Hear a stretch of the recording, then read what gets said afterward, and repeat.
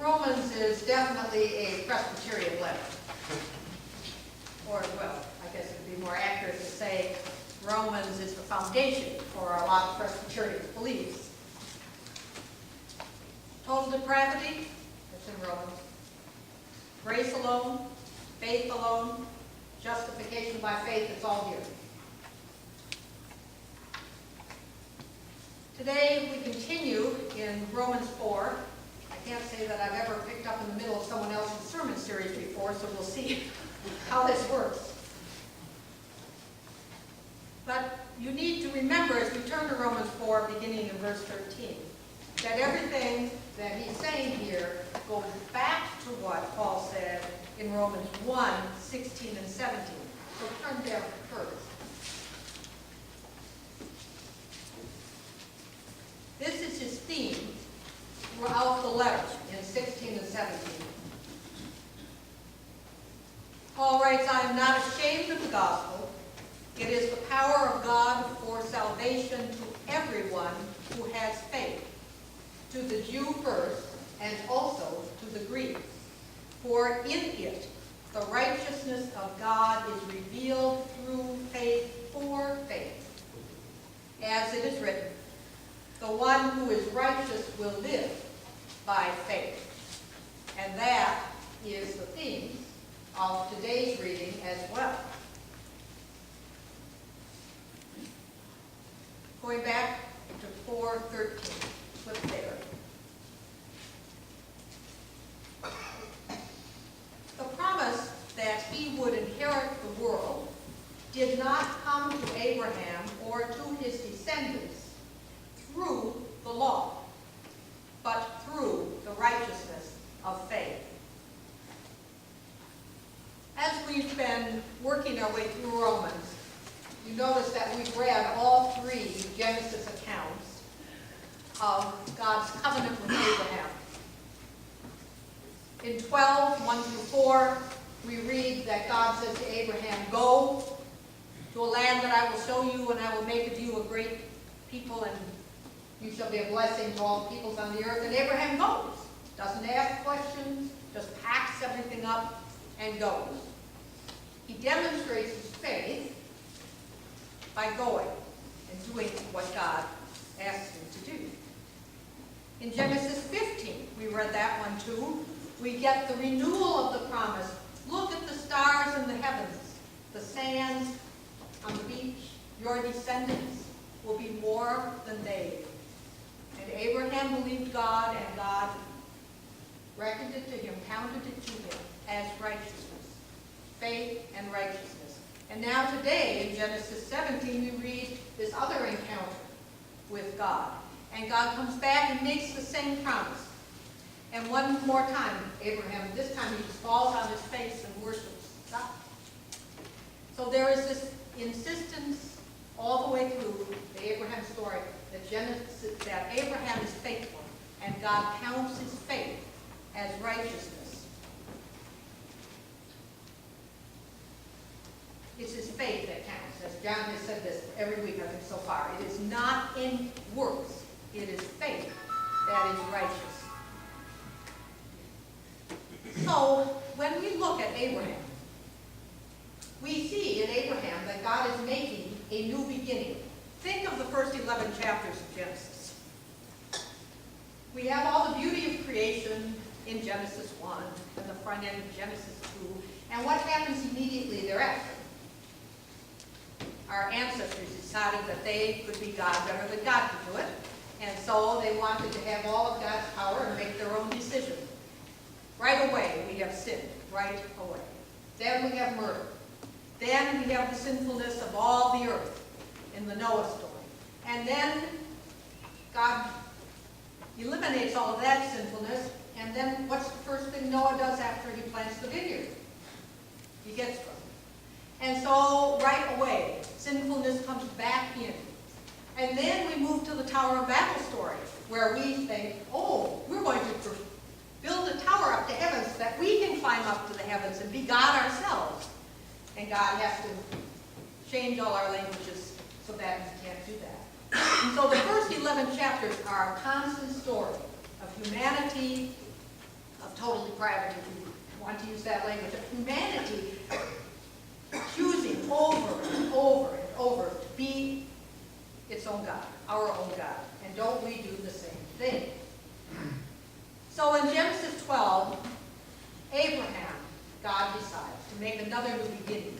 He, this time, is going to choose a people to be his own, to model for the whole world what it means to be faithful, what faith means, to walk by faith.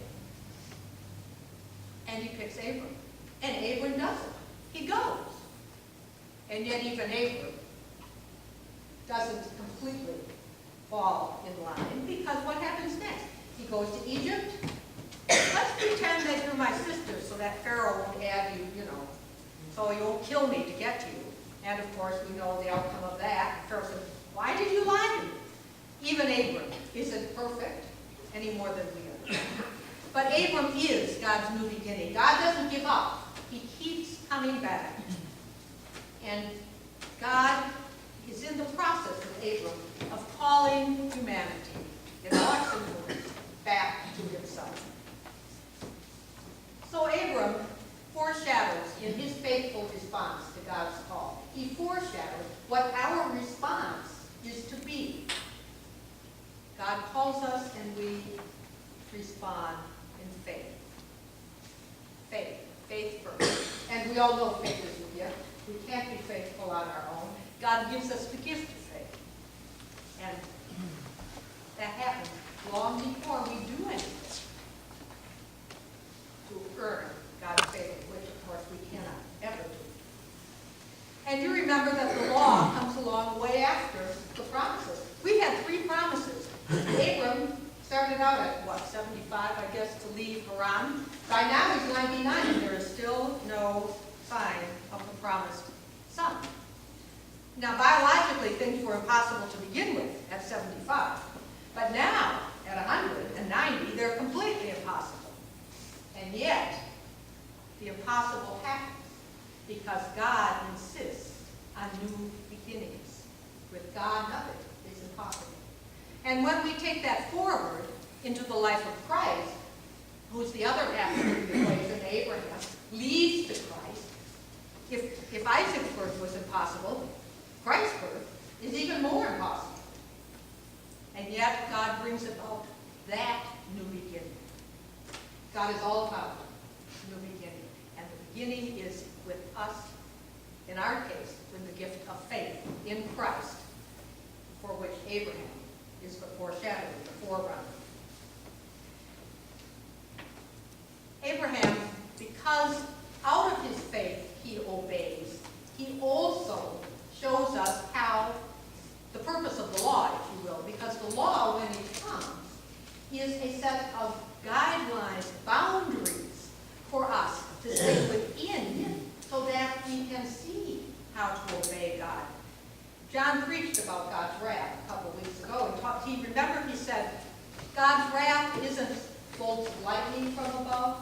God's wrath is when God says, okay, go ahead, do it your way. And lets us. My way very seldom works when it's just me. As ancestor of Christ, Abraham has given us all of that.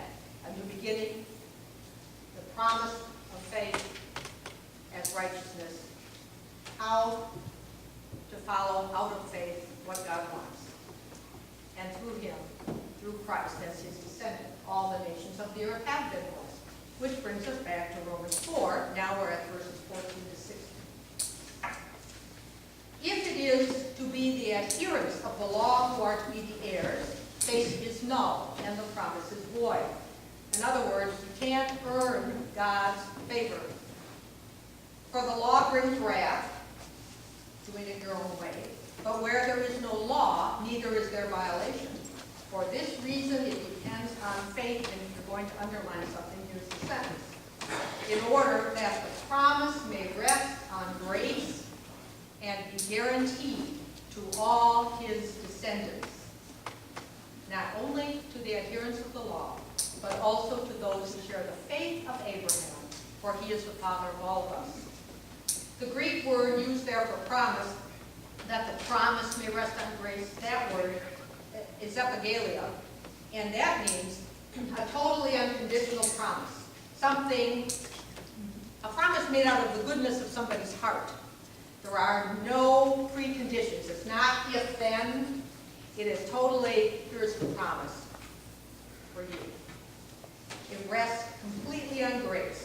And you all know that grace means something we don't deserve, we have never deserved, we haven't earned it, it's sheer gift. And that is what God has done for us.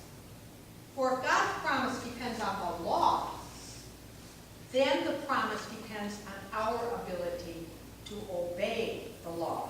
And we already know we can't do it. Even with the best of intentions, we can't do it. We are sinners, and that's the end of that story. And that's why God has made the promise totally unconditional, totally grace. You know, we keep falling into the trap. How many times have you heard someone pray something like this? If you will only do this for me, then I will. Remember the Jacob story? If you will do this, if you will give me back, bring me back, if you, then I. God, none of God's promises are like that. Never. When we indulge in that, we're indulging in magical thinking. Magical thinking is idolatry, folks. Because we are setting our own will up as God's will. God cannot be controlled like that. Cannot be controlled. As we're making our own will into the God we worship. But when we respond like Abraham did with faith, and with the trust that through faith in Jesus, or I guess more accurately, as John said last week, the translation is when we are clothed in the faith of Jesus, Jesus' own faith, then we will be saved. Verse 16b to 22. For Abraham is the father of all of us, as it is written, I have made you the father of many nations, in the presence of the God in whom he believed, who gives life to the dead, and calls into existence the things that do not exist. We've talked about that already. Hoping against hope, Abraham believed that he would become the father of many nations. According to what was said, so numerous shall your descendants be. He did not weaken in faith when he considered his own body, which was already as good as dead, for he was about 100 years old, or when he considered the barrenness of Sarah's womb. No distrust made him waver concerning the promise of God. But he grew strong in his faith as he gave glory to God, being fully convinced that God was able to do what he had promised. Therefore his faith was reckoned to him as righteousness. So God does call into existence the things that do not exist. And God brings his promises about in his own time. As Abraham's story tells us nothing else, it tells us that. Because we have the 25-year gap. When God has promised several times, and as far as Abraham can tell, nothing has happened. That would make one nervous. But Abraham never wavered in his faith, Paul reminds us. And in time, the miracle occurred, and Isaac was born.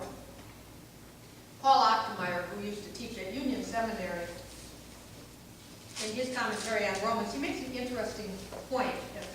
He says on